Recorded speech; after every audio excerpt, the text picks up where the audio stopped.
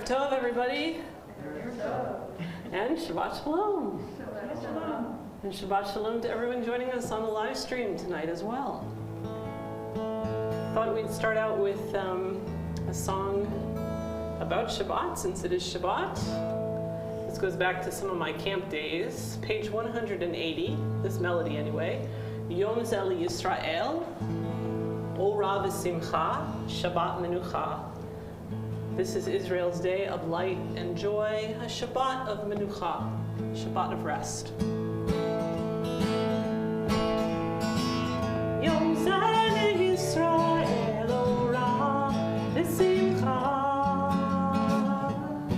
Shabbat Menucha. Yom Zel Yisrael, Ora v'Simcha, Shabbat Menucha. Ya la la, ya la la, ya la la la, ya la la, ya la la, ya la la. Yom Zel Yisrael, Ora v'Simcha, Shabbat Menucha. Yom Zel Yisrael, Ora v'Simcha, Shabbat Menucha. Ya la la, ya la la, ya la la, ya la la, ya la la, ya la la, ya la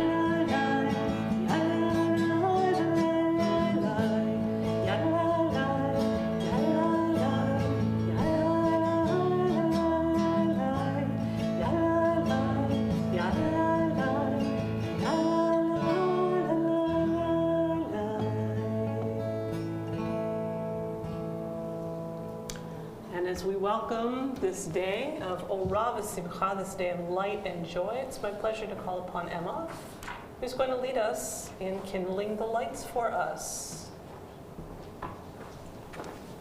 Please join me at the bottom of page 20.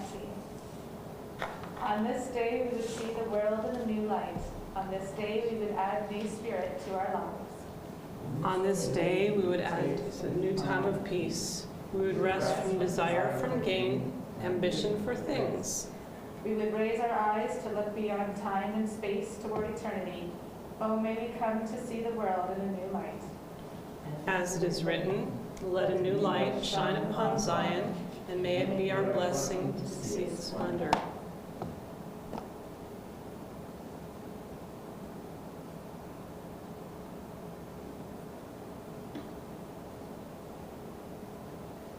Baruch atah Adonai Eloheinu melech haolam, asher kidshanu b'mitzvotav v'tzivanu l'chadlik ner shel Shabbat.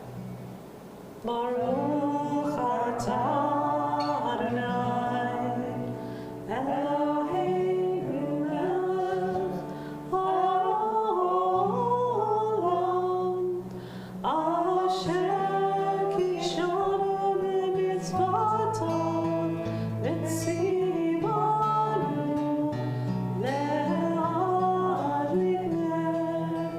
le'adlik ner shel Shabbat.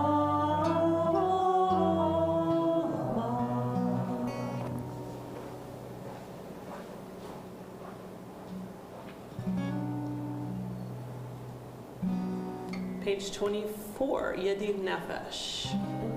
Yedid Nefesh of Harachaman, Yedid Nefesh of Harachaman, Meshoch Adecha, El Ritzoncha, Meshoch Adecha, El Ritzoncha.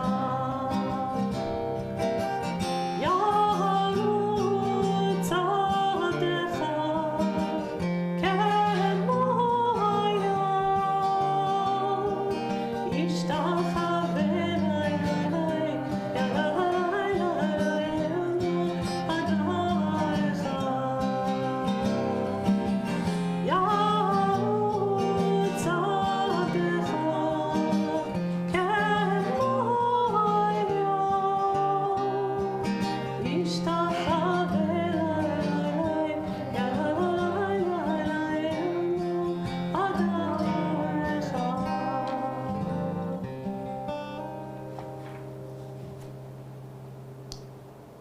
join me on page 27. The meaning of Shabbat is to celebrate time rather than space. 6 days a week we live under the tyranny of things of space. On Shabbat we try to become attuned to holiness in time. It is a day on which we are called upon to share in what is eternal in time, to turn from the results of creation to the mystery of creation, from the world of creation to the creation of the world. And as we do so, we rise, or we turn to page 29 rather, for the words of Lecha Dodi, verses 1, 2, 5, and 9, rising on the last verse. Lecha Dodi likrat kala, b'nei Shabbat mekabla. Lecha Dodi likrat kala, b'nei Shabbat mekabla. Lecha Dodi likrat kala, b'nei Shabbat mekabla. Lecha Dodi likrat kala, b'nei Shabbat mekabla. Shamor v'zachor b'dibur echad, ishmi'anu el yuchad. Adonai echad u'shemo echad, l'shemo tiferet v'nihila. Lecha Dodi, Lecha Dodi likrat kala, b'nei Shabbat mekabla. Lecha Dodi likrat kala, b'nei Shabbat mekabla. Likrat Shabbat lechu v'nilcha, ki mikor habracha, merosh mikadem nesucha, sof ma'aseh machshavat china. Lecha Dodi, Lecha Dodi likrat kala, b'nei Shabbat mekabla. Lecha Dodi likrat kala, b'nei Shabbat mekabla. It'oreri, ki barech u'li'oli, uri shir daveri, kevod Adonai alayich liba. Lecha Dodi, Lecha Dodi likrat kala, b'nei Shabbat mekabla.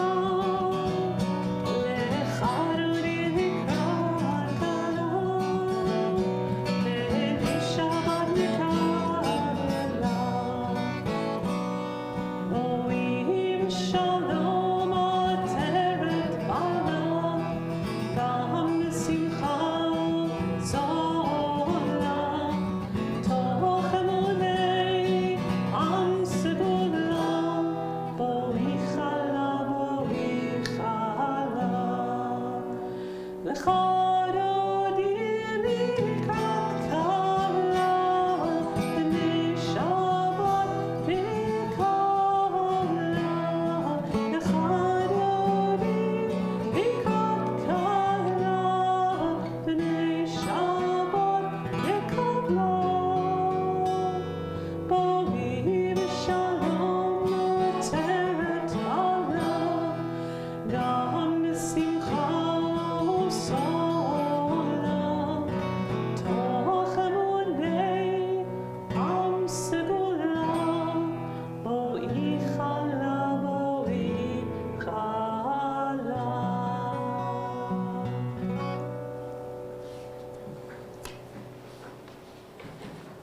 Page 34. How can I sing of day and night when it is God who formed them? How can I sing of heaven and earth when it is God who decreed them? How can I sing of mountains and hills when it is God who planted them? How can I sing of seas and deserts when it is God who begot them? And how can I sing of earth and its fullness when it is God who made them be? I shall sing to God who fashioned all and is beyond all. It is to God I shall sing. We turn to the words of Baruch Hu on page 36 as we rise in body or spirit for the call to prayer.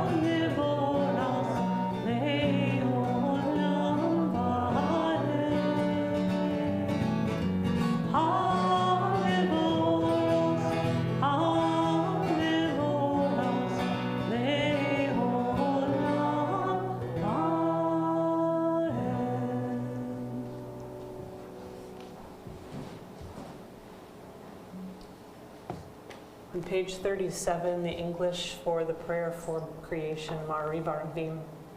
We praise you, eternal our God, whose presence fills creation. Your word brings on the evening twilight. You open the gates of dawn with wisdom, and with foresight you make times pass and seasons change. Your plan sets the courses of stars in the sky, creating day and night, turning light into darkness and darkness into light. You make the day fade away and bring on the night, separating day and night. You rule the hosts of heaven. We praise you, Eternal One, who brings on the evening twilight.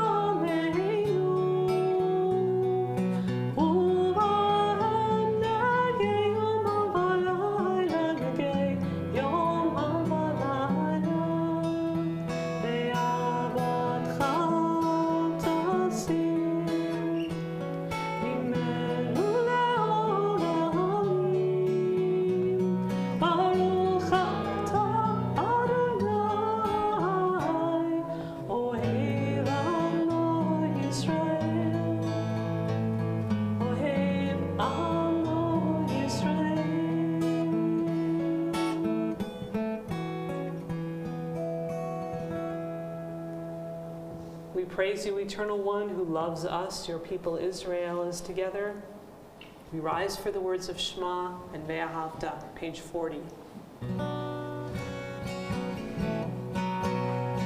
Shema Yisrael, Adonai Eloheinu,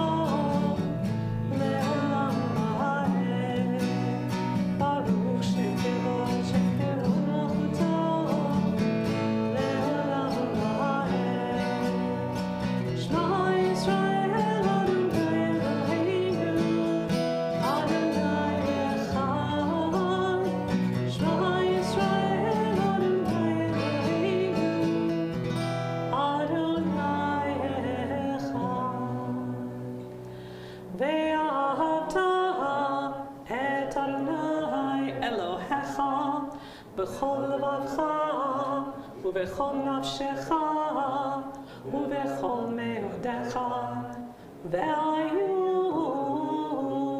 hadvarim ha'ele, asher anochi mitzavcha hayom al levavecha, v'shinatam levanecha, v'dibarta b'am, v'shivtecha b'veitecha, u'v'lechtecha b'derech, u'v'shochbecha u'v'kumecha, u'kshartam leot al yadecha, ve'ayu letotafot bein einecha, u'chtavtam al mezuzot beitecha, u'v'yisharecha, למען תזכרו ועשיתם את כל מצוותיי והייתם קדושים לאלוהיכם. אני אדוני אלוהיכם אשר הוצאתי אתכם מארץ מצרים להיות לכם אלוהים. Ani Adonai Elohechem Emet.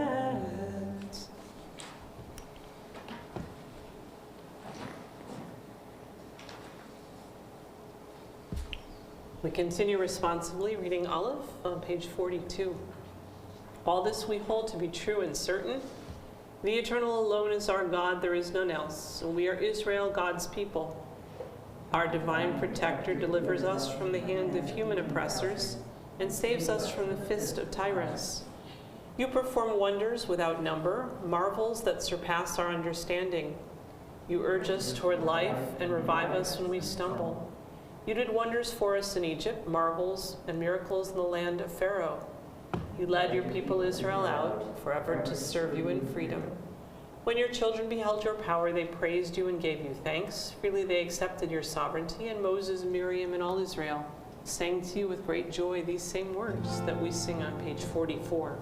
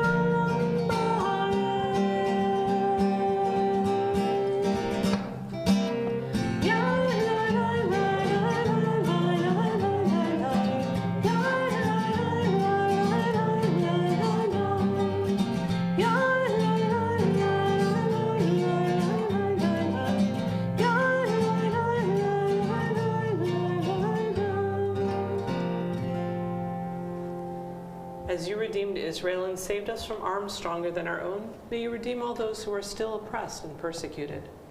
We praise you, Eternal One, the Redeemer of Israel.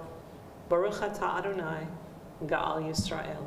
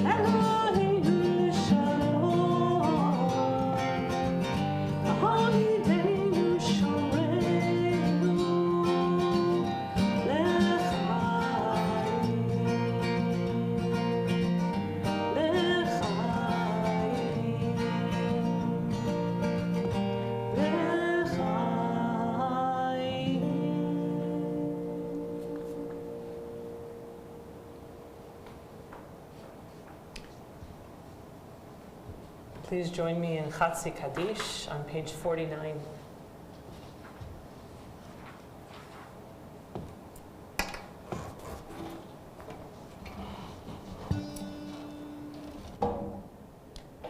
Yed gadol, yed kadash mei rabba. Amen. Be'amad divrach yirtei v'yamlich mochutai.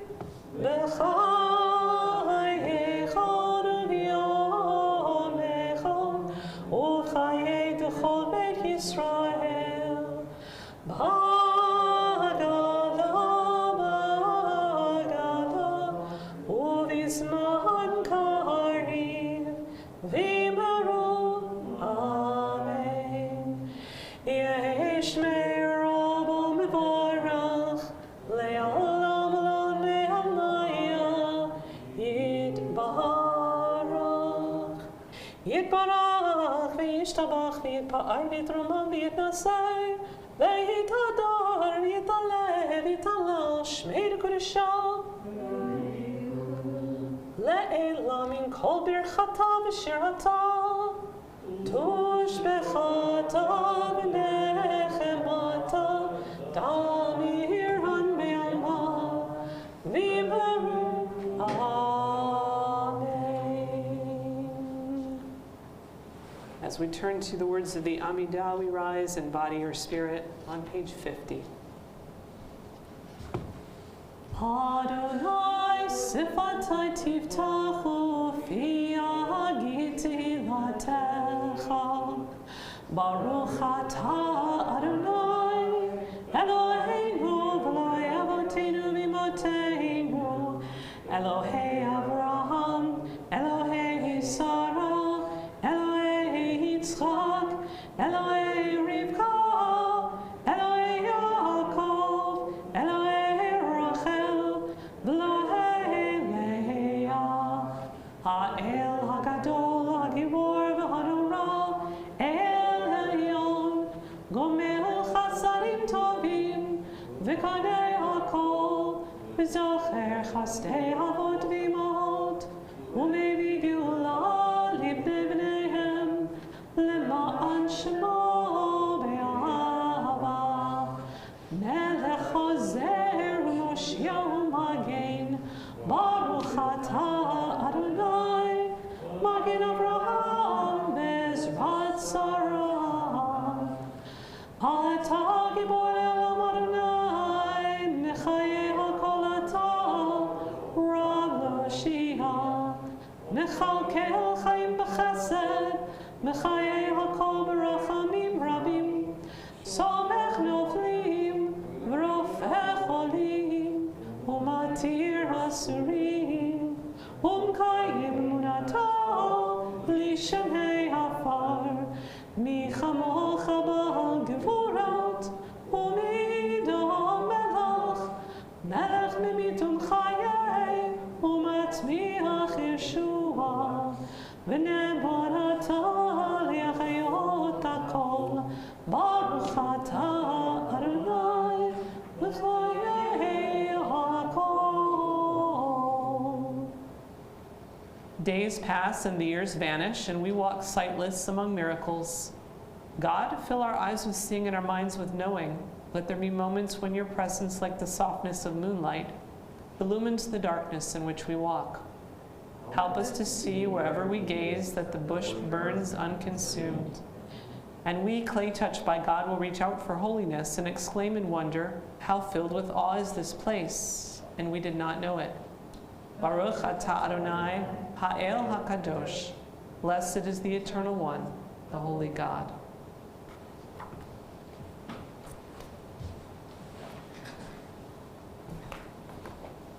Page 54, we join together responsibly in reading Aleph. You are one. Your name is one, and there is none like your people Israel, a people unique on the earth. A garland of glory have you given us, a crown of salvation, a day of rest and holiness. Abraham rejoiced in it, Isaac sang, Jacob and his children were refreshed by its rest. In this rest are love and sharing, truth and faithfulness and peace, quiet and safety. It is the perfect rest that you have willed. May your children come to understand that this Shabbat rest links them to you, that by it they may hallow your name. We turn to the words of the Avodah prayer on page 58. Let us rejoice and give thanks to God whose name is blessed. God has sustained us to witness the ingathering of the exiles of our people. From all corners of the world come a people without a land to Eretz Yisrael, a land remembered and waiting. They rebuilt the neglected country and were healed from their sufferings. They made the soil fruitful and they were blessed. Their children now grow in a land of their own. They brought life to the land, renewed vigor to our people. We rejoice and give thanks to God. Their peace is our hope. Their freedom is our joy. Their creation is our pride. Together may we become a light to the nations. Baruch atah Adonai, hamachazir shechinato letzion. We praise you, Eternal One, who brings your Shekhinah to Zion. And we give thanks in the words of Modim, prayers of Hoda'ah on page 60. We gratefully acknowledge, Eternal God, that you are our creator and preserver, the rock of our life and our protecting shield. We give thanks to you for our lives which are in your hands, for our souls which are in your keeping, for your wondrous providence and your continuous goodness which you bestow upon us day by day. Truly your mercies never fail, and your love and kindness never cease. Therefore do we put our trust in you. O God, our Redeemer and Helper, let all who live affirm and praise your name in truth.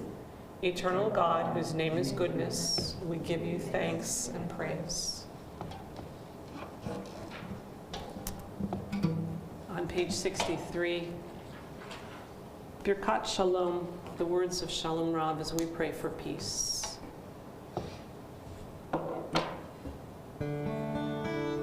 Shalom Rav, Yisrael Omcha, Tazim Le'olam. Shalom Rav, Yisrael Omcha, Tazim.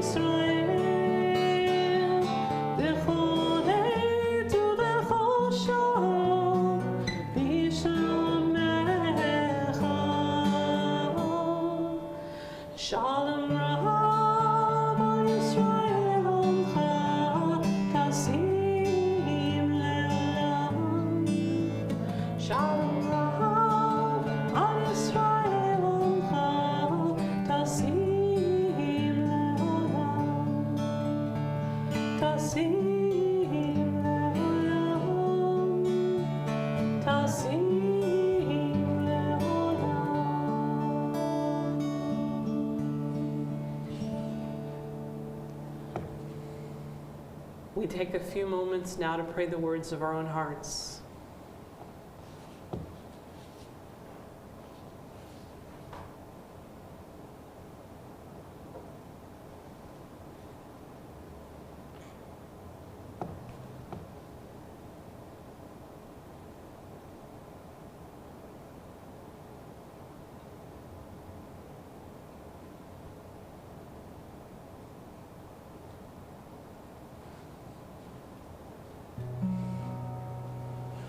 Oh, say shalom limrama, say shalom aleinu, ve'al kol Yisrael, ve'al kol bnei Adam, yaseh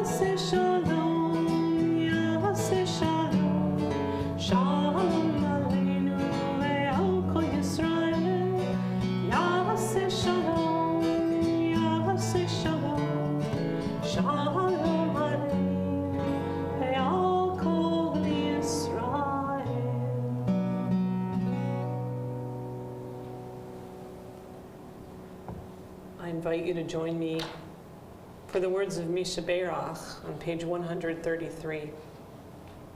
As we ask for blessing for those in our families, in our community, in our world in need of healing, healing of body and healing of spirit.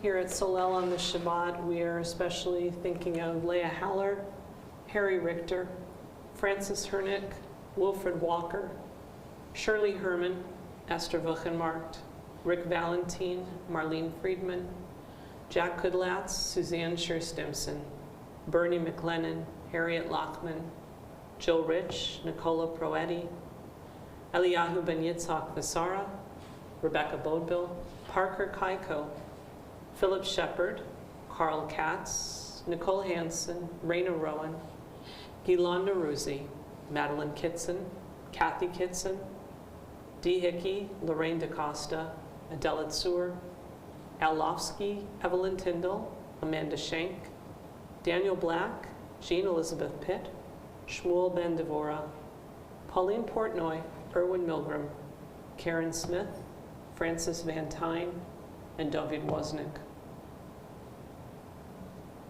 And I invite you to hold the names of those that you are praying for in your hearts on the Shabbat as we sing these words of blessing.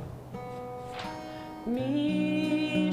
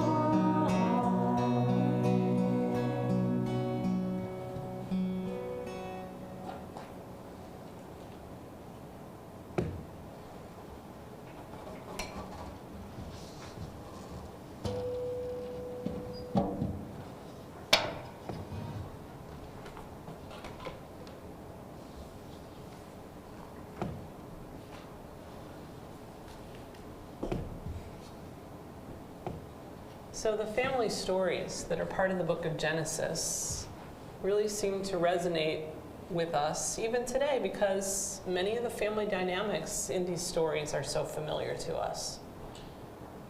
There is this pattern of sibling rivalry that's repeated from the beginning with Cain and Abel to Isaac and Ishmael and Esau and Jacob. And in this week's Parsha, Vayeshev, it opens with the focus on Joseph the dreamer, who torments his brothers by recounting dreams that he is going to rule over them.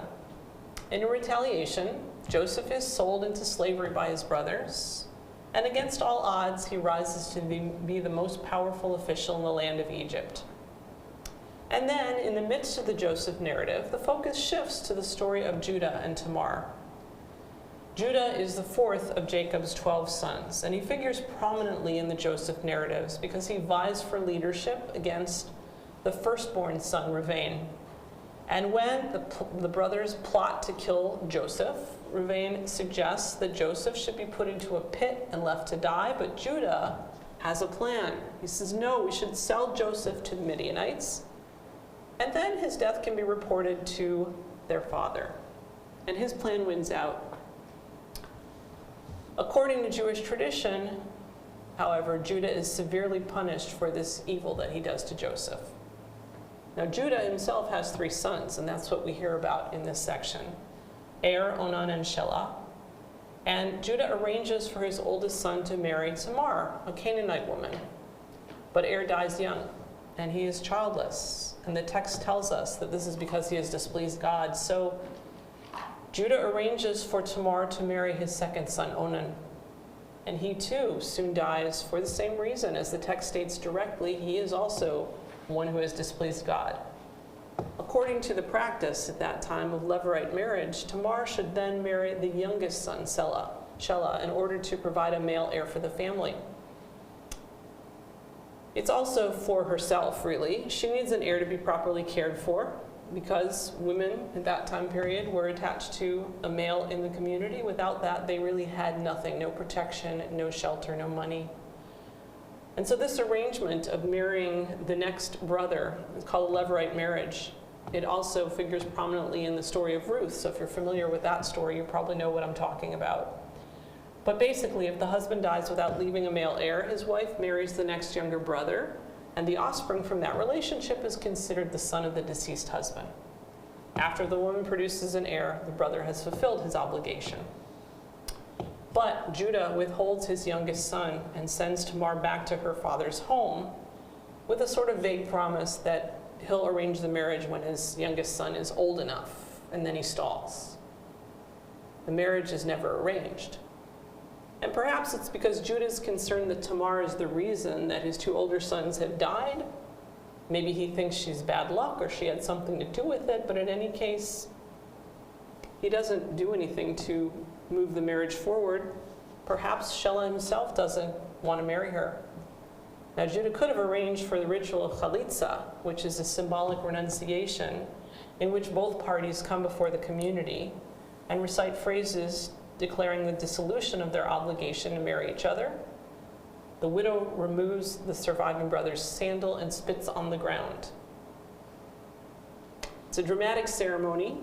It's also, in some ways, a very painful ceremony for those involved, and it's a dishonorable thing to do in Judah's culture, and so he doesn't do that. It's dishonorable because it means that his first son, Tamar's first husband, will never have an heir. And that's so unwelcome that it's actually used as a curse. May you die without heirs. So Tamar is stuck. She's not free to marry someone else because Judah has not released her from the family. And she's left waiting. And she's waiting.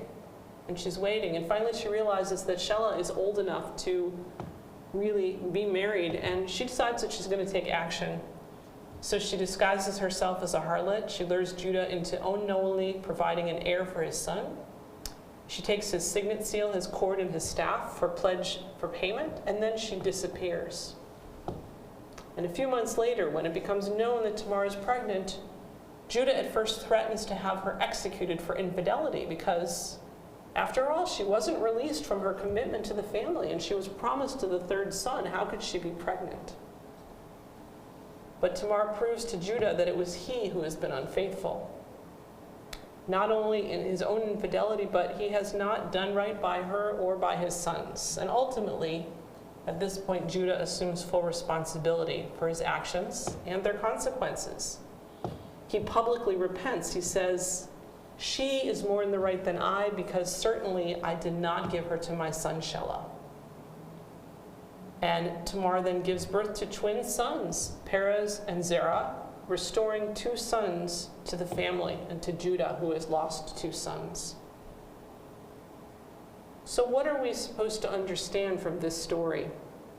Well, the question of lineage, certainly of great importance in the biblical narrative. All of that is what all of these stories about the brothers that are rivals with each other, the challenging family dynamics, who's going to be next, who's going to inherit. Lineage is of great importance. And Judah has pretty much let his responsibility go. He's supposed to be the caretaker of the family line. Legally and economically as well, he hasn't provided for his son's widow. He hasn't laid plans for the family's future. And so Tamar, when she sees this, she realizes that Judah himself would be able to fulfill the duty of providing an heir, so she becomes the actor who sets everything right.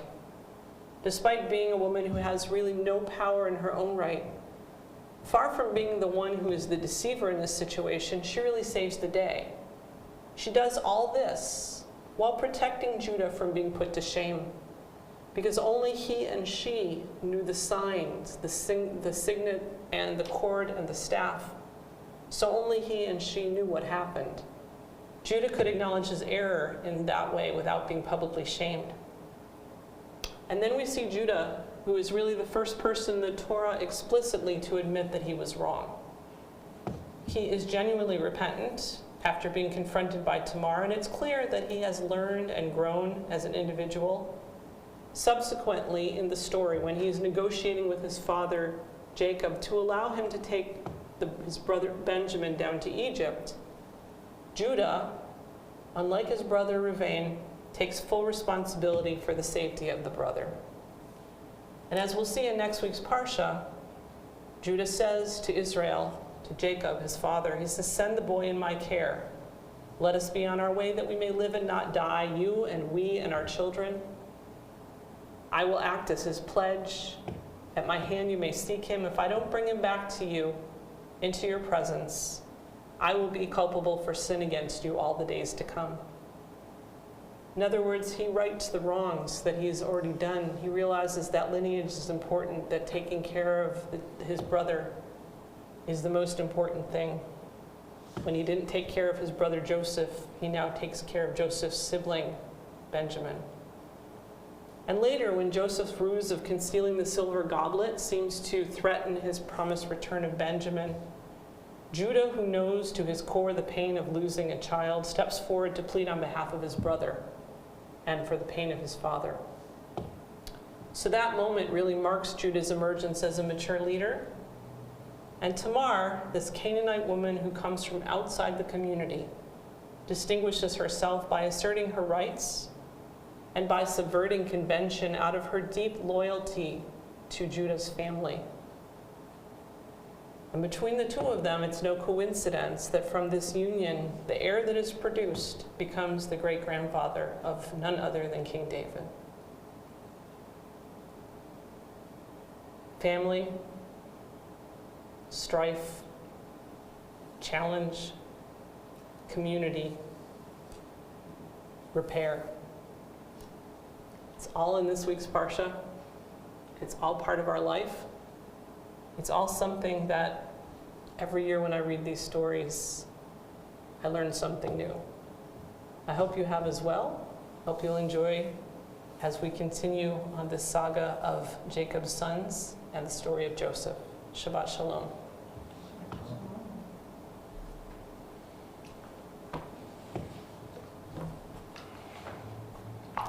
We turn now to the words of the Aleinu, page 149. In the midst of everything that is part of our world, we pray for the day when the world will be one and at peace. We know that part of that, making that happen, is our responsibility to do tikkun olam, to try to repair the brokenness that's part of our world. We rise.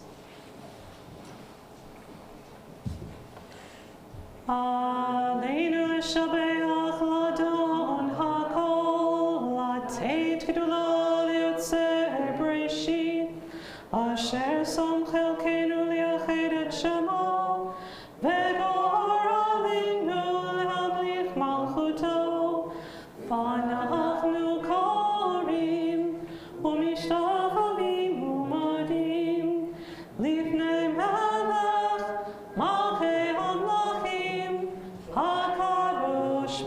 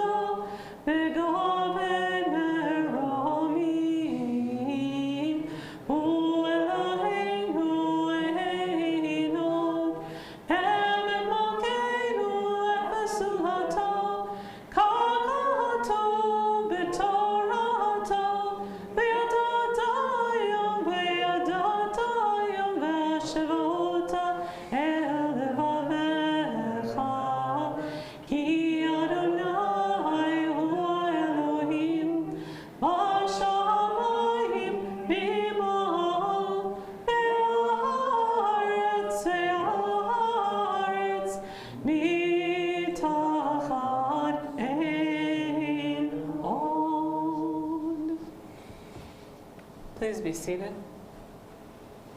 Page 151. It is up to us to hallow creation, to respond to life with the fullness of our lives. It is up to us to meet the world, to embrace the whole, even as we wrestle with its parts. It is up to us to repair the world and to bind our lives to truth. Therefore, we bend the knee and shake off the stiffness that keeps us from the subtle graces of life and the supple gestures of love. With reverence and thanksgiving, we accept our destiny and set for ourselves the task of redemption.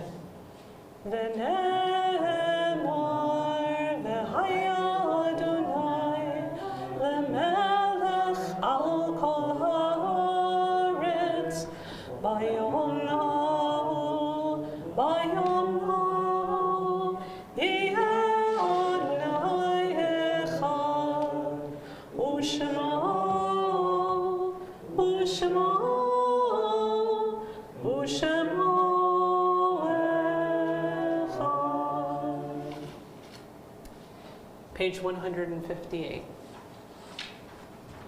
You are with us in our prayer, in our love and our doubt, in our longing to feel your presence and do your will. You are the still clear voice within us. Therefore, O God, when doubt troubles us, when anxiety makes us tremble and pain clouds the mind, we look inward for the answer to our prayers. There may we find you, and there find courage, insight, and endurance, and let our worship bring us closer to one another, that all Israel and all who seek you may find new strength for your service. At this time, our thoughts turn to those who have departed this earth, our own loved ones, those of our friends and neighbors, and all those people whose lives have been a blessing to humanity. As we remember them, we meditate on the meaning of love and loss, of life and death. We recall the names of the following, whose yahrzeit, the anniversary of whose death, occurs this week. Jerome Nevileff, the father of Jane and the grandfather of Emily and Matthew. Beatrice Schulman, the mother of Charles and the grandmother of Holly. Joseph Lifshitz, the grandfather of John Marlowe. Amelia Weitzman, the mother of Susie Botnick. Renata Skotnika Zeidman, the mother of Michael and the grandmother of Leah, Olivia, and Adam. Annie Phillipson, the mother of Diane Adler, the grandmother of Allison and Michael, the great-grandmother of Danielle, Hannah, Charlie, and Nathan. Esther Heifetz, the grandmother of Alan and the great-grandmother of Natalie. Harry Laskin, the uncle of Brian. Roma Reeves, longtime member of Solel. Eva Kay, the mother of Frank. And Wolf Berkowitz, the father-in-law of Anne Marie, grandfather of Alexandra and David. If there are any other names you'd like to add for Kaddish, you're invited to do so at this time.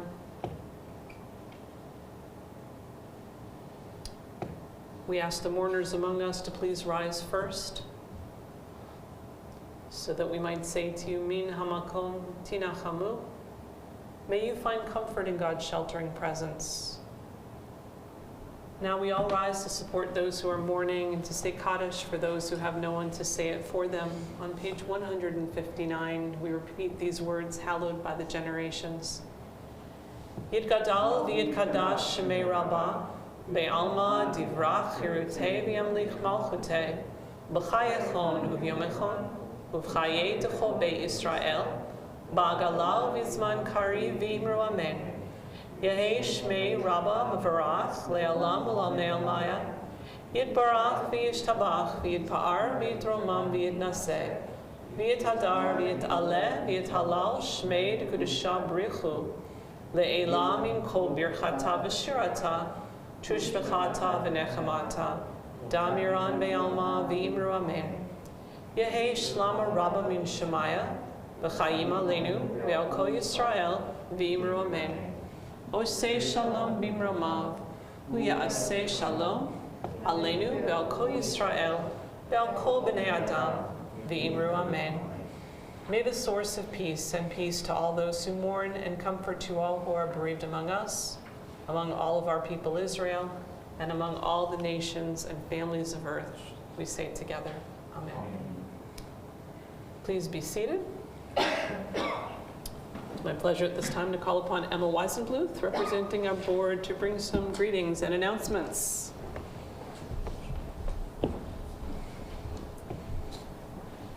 Shabbat Shalom. Shabbat Shalom. I'd like to first thank Joel for being our tech guru this evening. And I'd like to remind everybody that tomorrow morning, Saturday, December 17th, we have a regular Shabbat service at 10 a.m. And then on Sunday, we have a special program for Chanukah starting at 3 o'clock. There's going to be lots of fun shenanigans going on.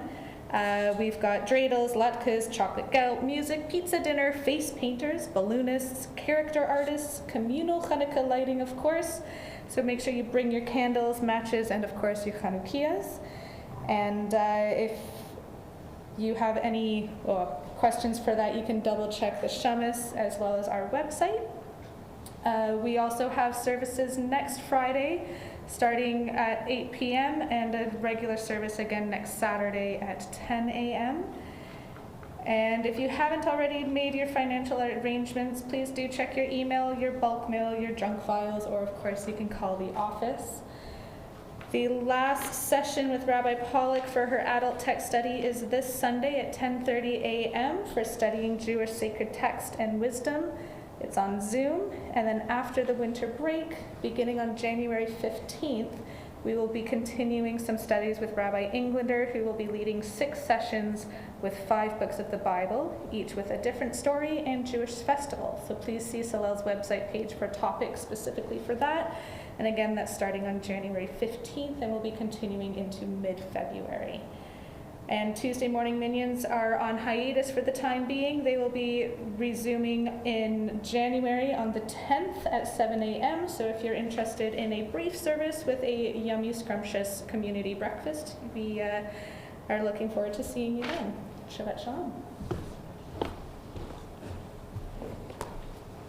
Thanks, Emma. Shabbat Shalom. And it's my pleasure to call upon Joel Brown, who's going to lead us in Kiddush for Erev Shabbat as we close out our service.